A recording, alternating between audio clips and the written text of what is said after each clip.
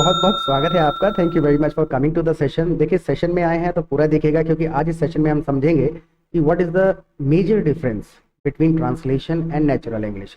कुछ हद तक ट्रांसलेशन काम कर जाता है, लेकिन मैक्सिमम 70% कंडीशंस ऐसी होती हैं जिसमें अगर हम शब्दों को ट्रांसलेट करके इंग्लिश में बात करने की कोशिश करेंगे तो डेफिनेटली अटकेंगे। So I will be sharing my screen with you. मैं स्क्रीन आपके साथ में शेयर कर देता हूँ। जो भी सेंटेंस आपको यहाँ पर देखने को मिलता है, मेक श्योर पूरी इंग्लिश के सेंटेंस को आपको पूरा बोलना है, बिकॉज प्रोनाउंसिएशन का बहुत इंपॉर्टेंट रोल है फ्लुएंटली बोलने के लिए।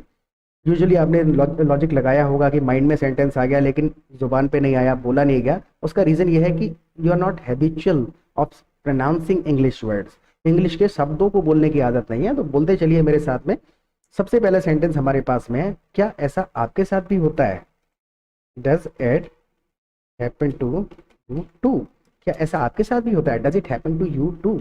क्या ऐसा आपके साथ? दो दोस्तों के बीच में ये कॉन्वर्सेशन चल रहा है, तो दूसरा दोस्त यहाँ पर रिप्लाई कर रहा है, क्या होता है तुम्हारे साथ? दूसरा दोस्त पूछ रहा है, क्या होता है तुम्हारे साथ? What happen to you?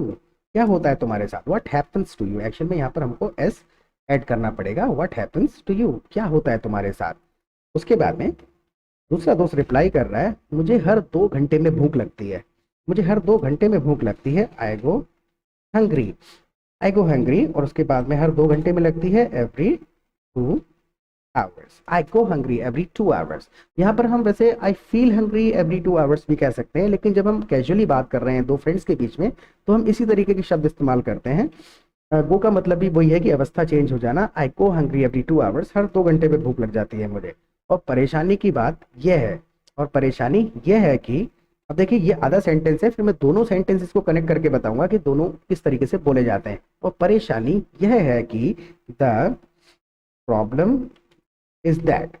जो भी परेशानी है, या फिर अगर इसी की जगह पे मैं कहना चाहता, बात यह है कि इस तरीके से जब हम कोई भी सेंटेंस को स्टार्ट करते हैं, द प्रॉब्लम इज दैट, क्या प्रॉब्लम है? मैं एक ही चीज को दोबारा नहीं खा पाता। सपोज अभी कुछ खा लिया है, वो दोबारा से खाने का मन नहीं करता, मैं एक ही चीज को दोबारा नहीं खा पाता। The problem is that I can't. मैं कोई काम नहीं कर पाता हूं, तो आई कांट ईट। मैं नहीं खा पाता, I can't eat same thing twice. मैं एक चीज को दोबारा नहीं खा पाता, I can't eat same thing twice. The problem is that I can't eat same thing twice. तो बोल बोल के प्रोनाउंसिएशन की प्रैक्टिस भी करनी है आपको। नहीं, मेरे साथ ऐसा नहीं होता। अब दूसरे दोस्त ने सारी बात सुन ली है, वो रिप्लाई कर रहा है कि मुझे ना भूख लगती है और मेरे साथ ऐसी कोई समस्या नहीं है, मेरे साथ ऐसा नहीं होता। मेरे साथ नहीं होता है तो इट डजंट। मेरे साथ नहीं होता, it doesn't happen to me like that. It doesn't happen to me like that. जो आपने बताया अभी तक, it doesn't happen to me like that, उस तरीके से तो मेरे साथ कुछ भी नहीं होता है। मैं दिन में केवल 2 ही बार खाना खाता हूँ। I ate only twice. मैं 2 ही बार खाता हूँ। I eat only twice a day. मैं दिन में केवल 2 ही बार खाना खाता हूँ। I eat only twice a day. Now the next sentence is, वैसे जब तुम्हें भूख लगती है तो तुम क्या करते हो? वही दोस्त आगे पूछ भी रहा है कि जब तुम्हें हर 2 घंटे में भूख लगती है, वैसे जब तुम्हें भूख लगती है तो तुम क्या करते हो? वैसे के लिए हमने यहाँ पे लगा दिया वेल। बाय द वे भी इस्तेमाल किया जा सकता है। By the way, what do you do? तुम क्या करते हो? What do you do when you are hungry? By the way, what do you do when you are hungry? या फिर इसको आप दूसरे नीचे वाले सेंटेंस से भी स्टार्ट कर सकते हैं, when you are hungry what do you do? ये दोनों ही सेंटेंस अलग अलग हैं, तो इंटरचेंजेबली इनको आगे पीछे आप कर सकते हैं ना। मैं किचन में कुछ ना कुछ ढूंढता रहता हूँ। दोस्त ने पूछा, what do you do when you hungry? दूसरा दोस्त जवाब दे रहा है, मैं किचन में कुछ ना कुछ ढूंढता रहता हूँ। I keep looking around the kitchen. यहाँ पर हम बोलेंगे around the kitchen. Keep looking around the kitchen. अब देखिए, अराउंड द किचन इसका मतलब ये नहीं है कि मैं किचन के चारों तरफ ढूंढता रहता हूँ। अराउंड द किचन यानी कि किचन के अंदर खड़े होके उधर चारों तरफ, यानी कि कहीं पर कुछ खाने को मिल जाए। I keep looking around the kitchen. अगर मैं इसको लिटरली ट्रांसलेट करता, I keep looking for something to eat in the kitchen. I keep looking for something to eat in the kitchen. मैं किचन में कुछ ना कुछ ढूंढता रहता हूँ। I keep looking around the kitchen. ये रहा एक कैजुअल सेंटेंस जो कि बोला जाता है, नॉर्मली सुनने को मिलता है। मैं सोच रहा हूँ कि खाना बनाना सीख लूँ। अब मैं कुछ भी काम करने का सोच रहा हूँ तो आई एम थिंकिंग ऑफ। बिल्कुल बेसिक सी चीज़ है, आई एम थिंकिंग ऑफ। और जब हम इस फ्रेज को यूज करेंगे, आई एम थिंकिंग ऑफ, तो उसके बाद हम आईएनजी लगाएंगे। अब मैं क्या सोच रहा हूँ? खाना बनाने का, सीखने का सोच रहा हूँ। I am thinking of learning cooking. I'm thinking of learning cooking. मैं सोच रहा हूँ खाना बनाना सीख लूँ. I'm thinking of learning cooking. Now, the next sentence is मैं बार बार अपनी वाइफ को परेशान नहीं करना चाहता. I'm thinking of learning cooking क्योंकि मैं बार बार अपनी वाइफ को परेशान नहीं करना चाहता. मैं नहीं चाहता हूँ तो I don't want to. और क्या नहीं चाहता हूँ? Bother my wife. I don't want to bother my wife. Again and again का हम इस्तेमाल कर लेंगे. Again and again. अब इन्हीं चीज को अगर मैं और ज्यादा शॉर्ट कर लेता तो want to को मैं wanna कर लेता. I don't wanna bother my wife again and again. I don't wanna bother my wife again and again. जब आप इसको 2-3 बार बोलोगे ना तो आपको खुद से रियलाइज होगा कि अभी तक बोलने में समस्या क्यों आ रही थी, क्योंकि शब्दों को बोलने की आदत डालनी पड़ेगी और शब्दों को बिल्कुल भी ट्रांसलेट नहीं करना है. अभी तक तो ये कुछ ऐसे सेंटेंसेस हैं जो ट्रांसलेट हो पा रहे हैं इजीली. अब आगे कुछ ऐसे सेंटेंसेस के एग्जांपल मैं आपको दूंगा जिनके शब्द बिल्कुल अलग हैं लेकिन इंग्लिश में दूसरे ही वर्ड्स इस्तेमाल होंगे लेकिन फीलिंग सेम रहेगी. हिंदी के अगर इन्हीं शब्दों को हम सेम टू सेम इसी शब्द को इस्तेमाल करके इसी फ्लो में बोलेंगे तो कभी नहीं बोल पाएंगे. तो समझना है कि किस चीज को कैसे एक्सप्रेस करना है. और 200-300 फॉर्मेशन है वो याद हो जाते हैं तो उसके बेसिस पे फिर आप दूसरे सेंटेंसेस बनाने लगेंगे. हालांकि मैं थोड़ी कुकिंग जानता हूँ. हालांकि अब ये वाला जो हालांकि है ना उसके लिए हम इस्तेमाल करेंगे हाउएवर. हालांकि हाउएवर आई नो अ, थोड़ी कुकिंग जानता हूँ, little bit of cooking. However, I know a little bit of cooking. However, I know a little bit of cooking. हालांकि मैं तुम्हारे बारे में थोड़ा बहुत जानता हूँ. However, I know a little bit about you. However, I know a little bit about you. तो इसी तरीके से हम एक फॉर्मेशन के आधार पे कई सारे सेंटेंसेस बना सकते हैं, लेकिन जो भी सेंटेंस आप याद कर रहे हैं समझ में आता है उसको सिचुएशन से कनेक्ट करिए कि कौन सी सिचुएशन में बोला गया है. थोड़ा सा और पेशेंस रखने हैं, ज्यादा लंबा सेशन नहीं होगा, प्लीज पूरा देख लीजिए, काफी ज्यादा हेल्प करेगा. और अगर आप हमारी लाइव क्लासेज अटेंड करना चाहते हैं, मैं बताना भूल गया, ये मेरा व्हाट्सएप नंबर है, स्क्रीनशॉट ले लीजिए, अभी छोड़ के नहीं जाना है व्हाट्सएप पर. ये मेरा व्हाट्सएप नंबर है, आप हमें सिंपली व्हाट्सएप कर सकते हैं, आपको एप्लीकेशन का लिंक मिल जाएगा. आप हमारे लाइव क्लासेस अटेंड कर सकते हैं, कॉन्वर्सेशन की प्रैक्टिस कर सकते हैं जहाँ पे आप दूसरे पार्टिसिपेंट्स को बोलते हुए सुनेंगे, उनके साथ बातचीत करेंगे. तो बहुत ही ज़्यादा हेल्पफुल होंगे वो सेशन आपको टू लर्न नेचुरल इंग्लिश, कि कौन सी सिचुएशन में कौन सा शब्द बोलना है, कैसे स्ट्रक्चर करना है सेंटेंस को. तो लाइव अटेंड करना है, स्क्रीनशॉट ले लीजिए. आई होप ले लिया होगा आपने. अब मैं नंबर को डिलीट करने वाला हूँ.